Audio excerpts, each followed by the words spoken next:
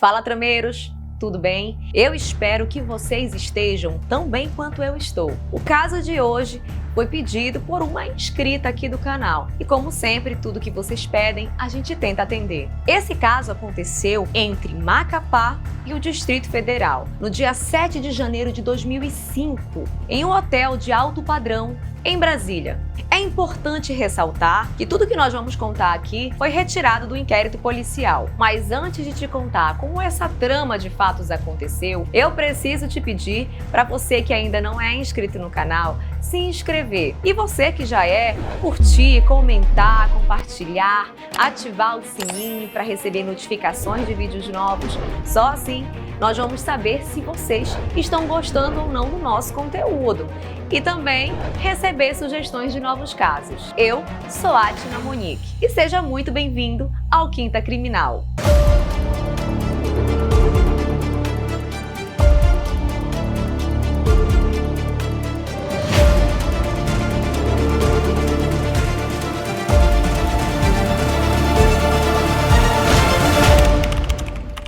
Caso Patrícia Mello.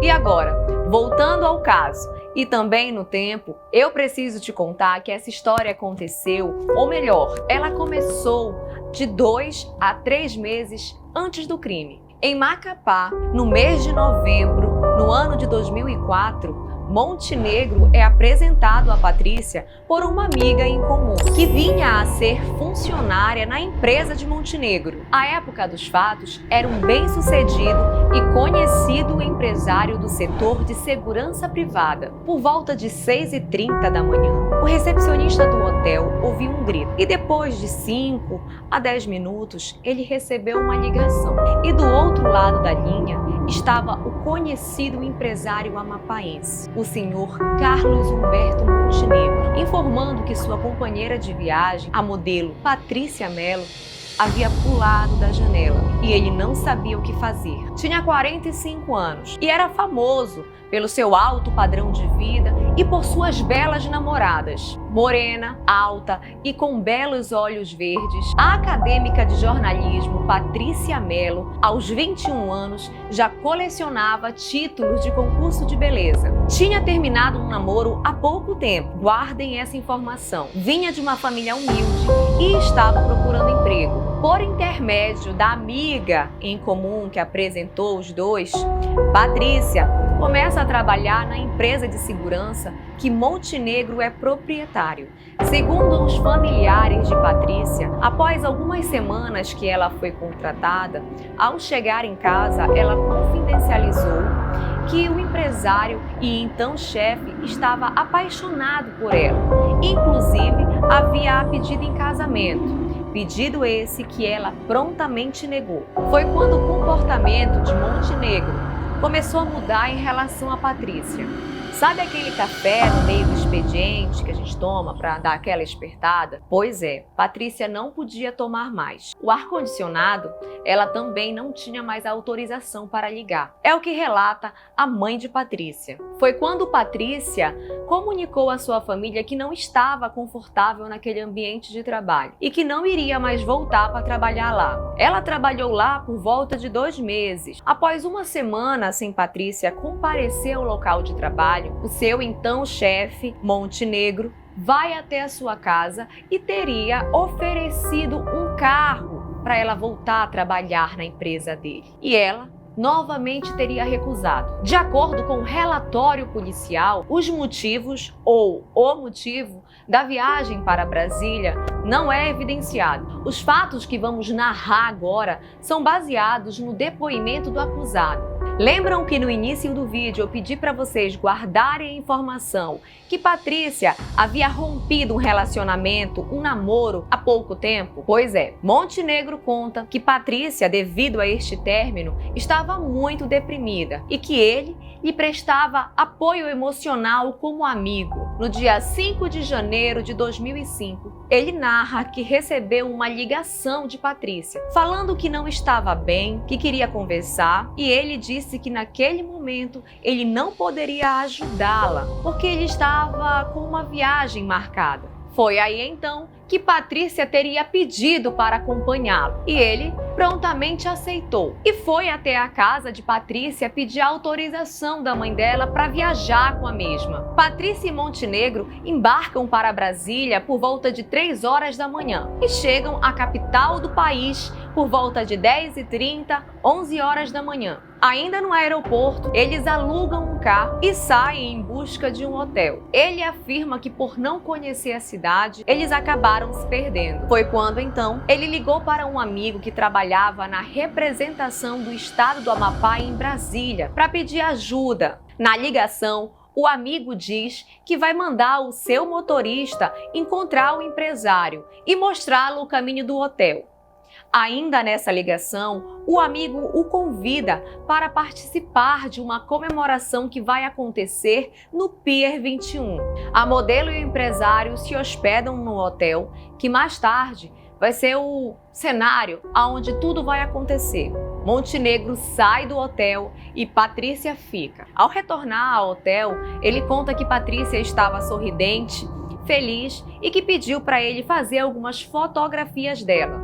Por volta de 20 horas, eles encontram o amigo, o representante do governo do estado do Amapá em Brasília, e partem em direção ao Pier 21. Ao chegarem no local, Patrícia teria mudado repentinamente de comportamento e não queria ficar na comemoração de jeito algum.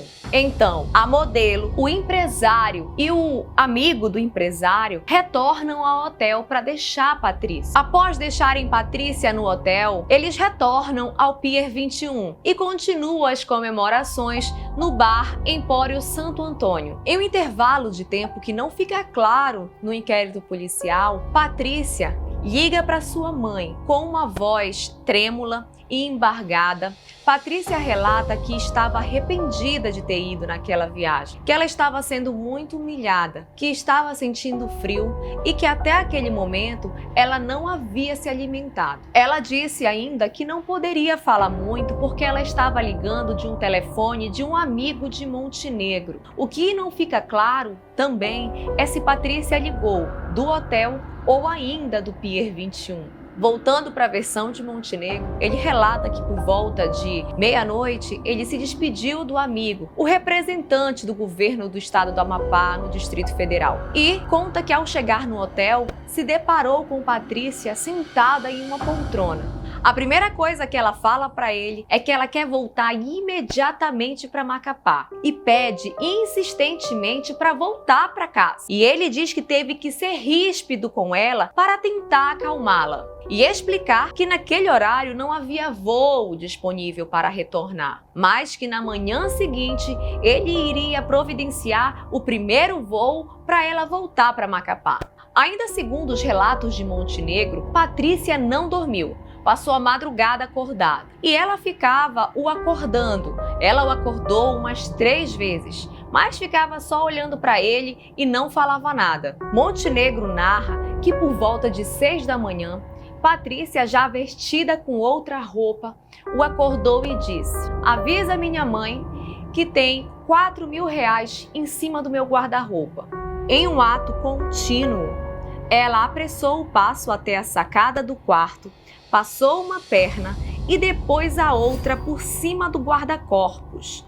Com os pés descalços, apoiados na soleira e de costas para a rua, ela se joga. É o momento que, segundo ele fica paralisado, incrédulo. Então, ele corre até a sacada e vê o corpo de Patrícia jogado na calçada. É o momento que ele liga para a recepção do hotel e informa que sua companheira de viagem havia se atirado pela janela. E imediatamente o recepcionista liga para o 190. Agora eu vou apontar para vocês as contradições. Conforme o primeiro registro policial, ainda no local dos fatos, Montenegro fala que Patrícia havia terminado um namoro há pouco tempo e que sua mãe havia pedido para ele levar Patrícia com ele na viagem. E ao chegar em Brasília, a depressão de Patrícia teria piorado. Mas eu te convido a pensar comigo um pouco. Lembra que no início do vídeo, na versão de Montenegro,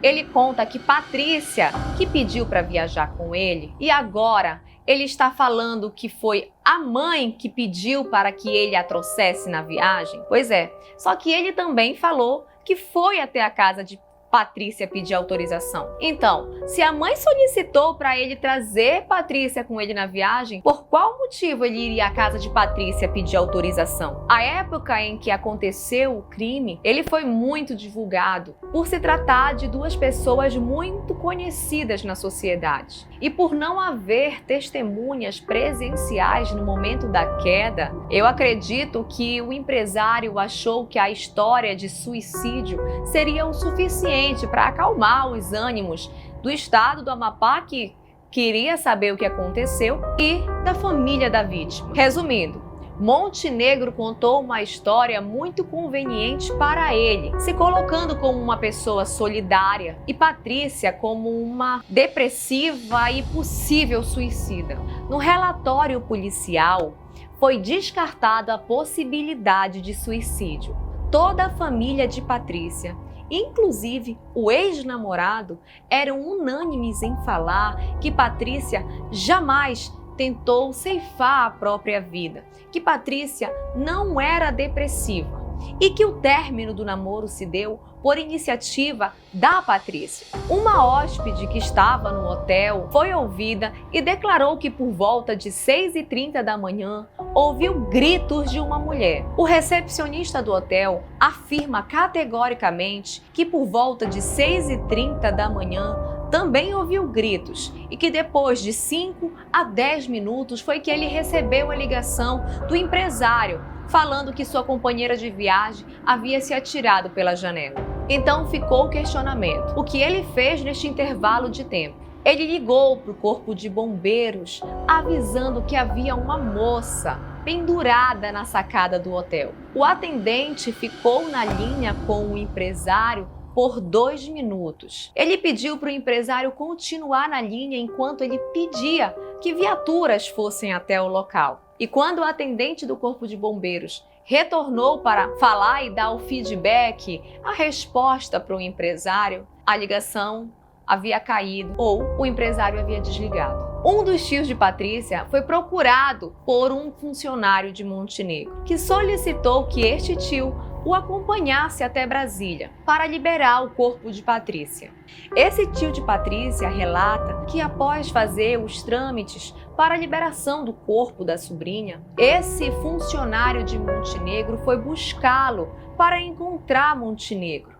E ao encontrar o empresário, ele estava fazendo uma festa. Isso mesmo que vocês ouviram. Após horas que o crime havia acontecido, Montenegro já estava fazendo uma festa. A perícia foi categórica ao informar. A região do piso sob o guarda-corpo foi examinada e nela não se verificam marcas produzidas por retiradas de sujidades. Ou seja, não houve marcas de pés na soleira. Ninguém havia pisado no granito no dia do homicídio.